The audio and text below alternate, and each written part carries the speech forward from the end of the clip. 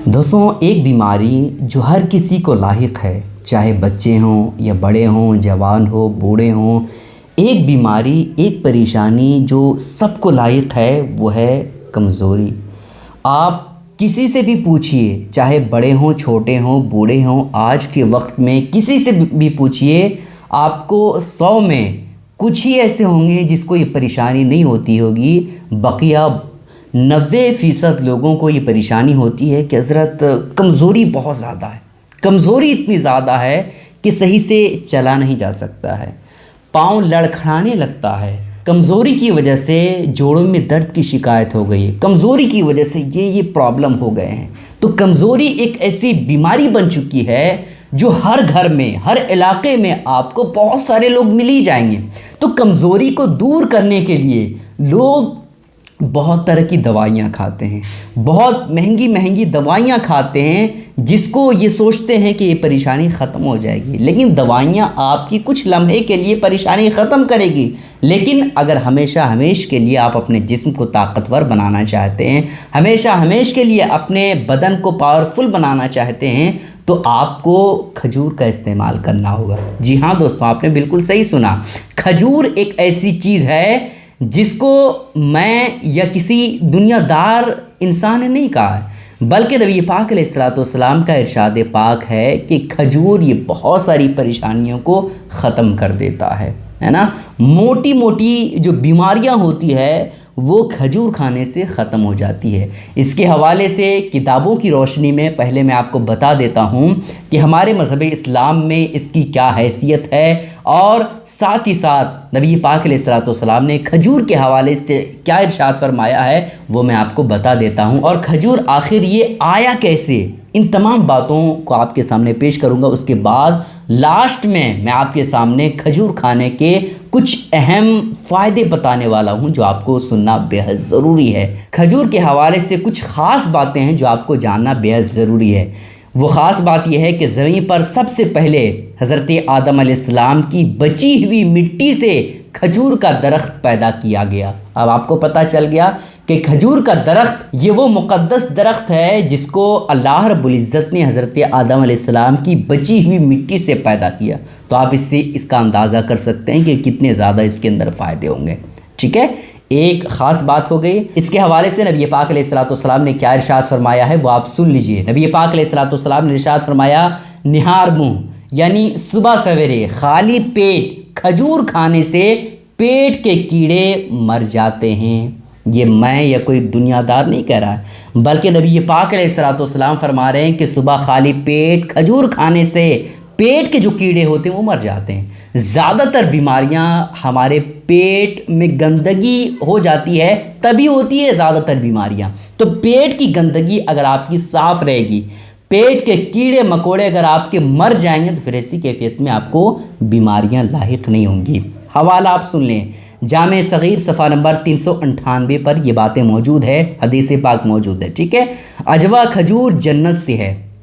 नबी पाक अलैहिस्सलाम ने क्या फरमाया कि अजवा खजूर जो है वो जन्नती फल है, जन्नत से है। इसलिए अगर अजवा खजूर आपको मिल जाता है, ये तो बहुत महंगा होता है, लेकिन आपको मिल जाता है, आपको ख़रीदने की इस्तात है, तो ज़रूर ख़रीदें और खाएं। इसके हवाले से अजवा खजूर खाने से जहर से शिफा होती है। अजवा खजूर खाने से जहर से शिफा है। नबी पाक अलैहिस्सलाम ने फरमाया कि अगर आपको जहर दिया गया है या किसी और तरह से आपके अंदर जहरीली चीज़ें ज़्यादा असर करती है, तो फिर ऐसी कैफियत में आप क्या करें, खजूर का इस्तेमाल करें, और वो भी अजवा खजूर का इस्तेमाल करें। ठीक है, इसके हवाले से आपको हदीस पाक पता चल गई। अब आपको खजूर खाने से जो अहम फ़ायदे हैं वो आपको सुनना बेहद ज़रूरी है। दोस्तों देखें, खजूर खाने से पहला फ़ायदा जो है वो ये है कि पुट्ठों की कमज़ोरी ख़त्म होती है। पुट्ठों की कमज़ोरी अगर आपको है, आपका बदन बिल्कुल भारी टाइप का लग रहा है, आपके बदन में बहुत ज़्यादा तकलीफ़ होती है थोड़ा अगर आप काम करते हैं तो फिर ऐसी कैफियत में आपकी पुट्ठों की मजबूती ज़रूरी है, और उसके लिए आपको खजूर का इस्तेमाल करना होगा। ठीक है, एक फ़ायदा हो गया। दूसरा फ़ायदा है आयरन और खून की कमी को दूर करता है। अगर आपके जिस्म में आयरन की कमी है, आयरन की कमी भी इंसान के जिस्म को ज़रूरत बहुत ज़्यादा होती है। ठीक है, तो आयरन की कमी है या खून की कमी है, खून तो इंसान के लिए बहुत ज़रूरी है जिस्म के लिए, ज़िंदा रहने के लिए। तो आयरन और खून की कमी को अगर आप ख़त्म करना चाहते हैं तो फिर ऐसी कैफियत में आप क्या करें, खजूर का इस्तेमाल करें। ठीक है, 2 फ़ायदे हो गए। तीसरा फ़ायदा जो अहम फ़ायदा है वो आप ज़रूर सुनें, और ख़ास करके मर्द हज़रात इसे ज़रूर सुनें और ज़रूर इस्तेमाल करें। तीसरा फ़ायदा ये है दोस्तों कि मर्दाना कमज़ोरी को दूर करता है। आज के दौर में बहुत सारे लोगों को ये परेशानी हो रही है कि मर्दाना कमज़ोरी उसे होने लगी है। सोशल मीडिया की गंदगी और फहश फ़िल्में, इसकी वजह से लोग जो है अपनी मर्दाना ताकत को कमज़ोर कर बैठे हैं।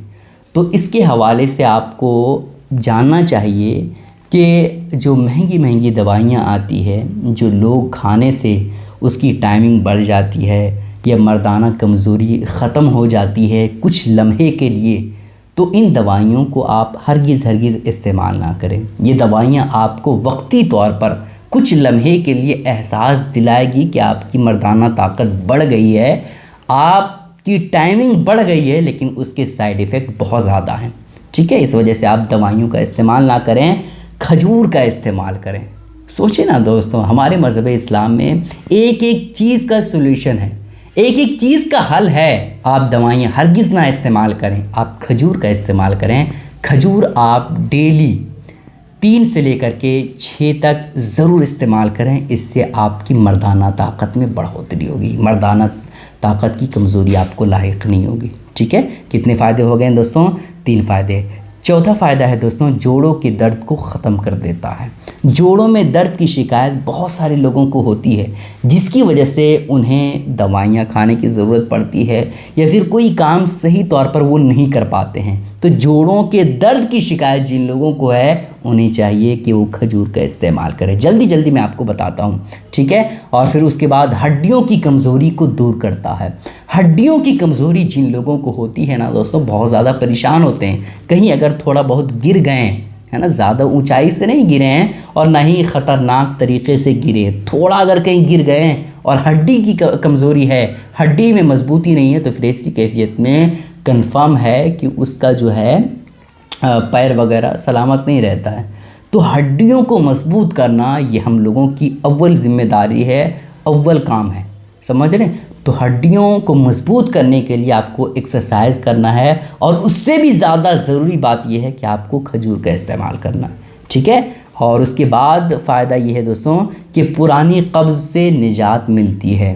कब्ज़ की शिकायत जिन लोगों को होती है, बेचारे बहुत ज़्यादा परेशान रहते हैं। तो कब्ज़ से रिलेटेड अगर आपको परेशानी है तो फिर ऐसी कैफियत में आप क्या करें, खजूर का इस्तेमाल करें। ठीक है, और इसके साथ साथ बेशुमार फ़ायदे हैं। जैसे अगर आप खजूर खाते हैं तो आपके मुंह के अंदर जो बदबू होती है वो बदबू ख़त्म कर देता है।